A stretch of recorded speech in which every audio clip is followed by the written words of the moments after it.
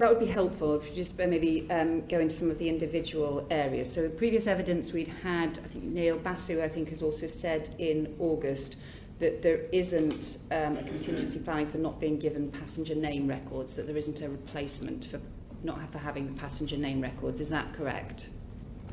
So passenger name records is something we use operationally. In this forum, I wouldn't want to go into too much detail about the operational benefit it gives us. Suffice to say, it is a tool that we use on a daily basis to progress our investigations. It is right to say there is not a like-for-like replacement. It isn't a power that the National Crime Agency delivers or leads upon, so I wouldn't want to mislead you in that respect. It is the case that we will continue to get advance notice of passenger travel, which is an important element, but it is not the complete tool that PNR gives us. And so that is an area where we are really keen for government to make progress. Do you see, Martin? Nothing really to add. I think Steve's absolutely right. It's something that's really critical. It's something we use that isn't a direct alternative at the moment, and I know the Home Office are trying to work on how that might look in the future. Okay. And similarly, the SIS2. Yeah. So, as a reminder, maybe for members, SIS2 is a Europe, an EU-wide, Schengen-wide, indeed, system that delivers alerts right to the point of operational contact, so right to the front line in the UK. So when colleagues check the police national computer, they check the SIS2 system, and therefore they can become aware of alerts put on right across the EU. That's really significant. We will not have access to SIS2 when we leave the EU. In order to mitigate that, significant work has been done to try and replicate some of that functionality by greater use of the I-24/7 system, the Interpol system of alerts. So 100, in the region of 125,000 current Interpol alerts have now been uploaded onto the police national computer, so they will be available to be checked at the point of operational activity. And a system has been put in place so that new Interpol alerts will be available through the police national computer. That's important, but it's not a complete mitigation What's of the that comparison risk. of scale? How many Interpol alerts are there compared to SIS alerts?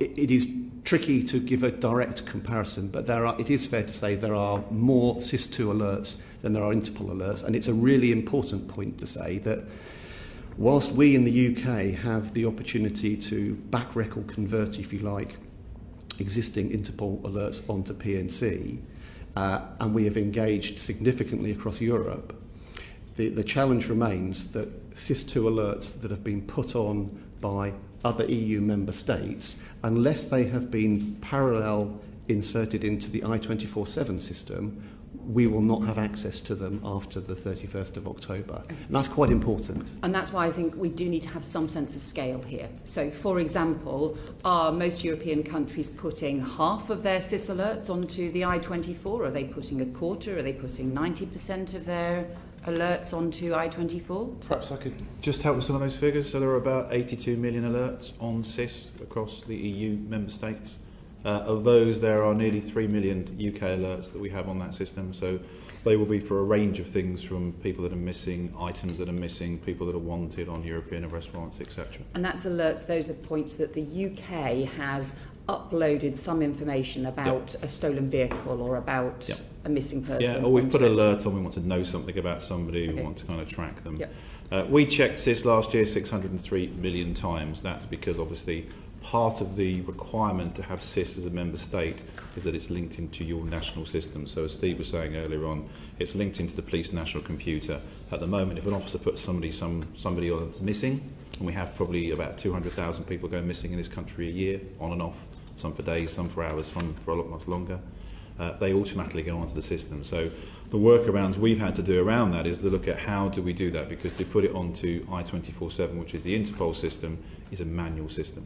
So we've been working with Steve's teams really hard to look at how can we try to semi-automate some of that work, because of course for everything you do manually, that has an impact on an officer, on their time and on the ability and the speed for us to do something with.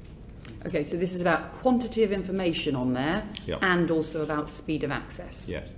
And again, just on quantity of information on the I-24 system compared to what you said on the SIS system? I don't have the exact figures. I could get those for you, but my colleagues, when we were talking yesterday, said it's more about probably in the hundreds of thousands than it is the amount that we have. Okay. And that's because, of course, we use SIS. We don't use... But do you mean hundreds of thousands UK alerts compared to the 3 million, or hundreds of thousands of in total alerts compared to the 82 million? In total alerts. Compared to the 82 million? Yeah, from us, from a UK point of view. But that 82 million is for the whole of the EU, yes. But we presumably, it's in our interests to know if France or Italy or another country has put an alert on someone who may be dangerous, involved in criminal activity. And some will. So there's a real mixture. Some countries will already what we call double key. They will put them onto Interpol at the same time as they put them onto SIS.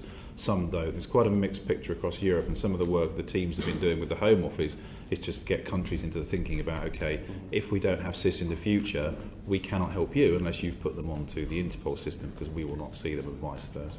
Okay, so ballpark, if there are 82 alerts on SIS and 3 million of them come from us, so therefore 79, we have access at the moment to 79 million pieces of criminal intelligence from other countries that may or may not be relevant or significant in any work that a police officer is doing. Compared to that 79 million pieces of criminal intelligence, how many will we have access to on the I-24 system? I would have to go back and have a look at it. It will be less. But again, scale of less. Are we talking about hundreds of thousands compared to 79 million? Yes. Okay, so that is a massive, massive reduction. It's not just less, that is hugely less. Yes. Can you give me an example of the kind of case that you would currently pick up using the SIS system, where you might have an alert from another country, for example, that we would be reliant on the I-24 system, maybe or maybe not having that information? Yeah, so somebody who is wanted, let's say a country overseas has put somebody on their system as wanted, or we've put somebody in that's wanted on a European arrest warrant, so for anything from to theft to burglary to robbery for a criminal offence. At the moment, if they are on a European arrest warrant, they are automatically put onto the SIS alert. So an officer on the street stops somebody on the street and says, this person is wanted in Poland for, let's say, burglary.